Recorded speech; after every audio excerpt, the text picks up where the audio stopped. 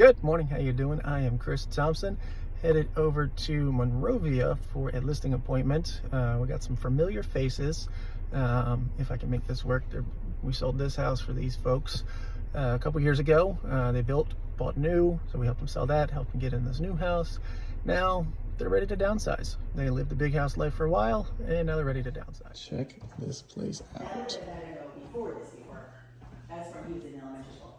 Yeah, because the small one didn't give him enough to drink. It was the second of two things. Yeah, so we got. You know what? You know what's interesting about that? That probably really affected his muscle.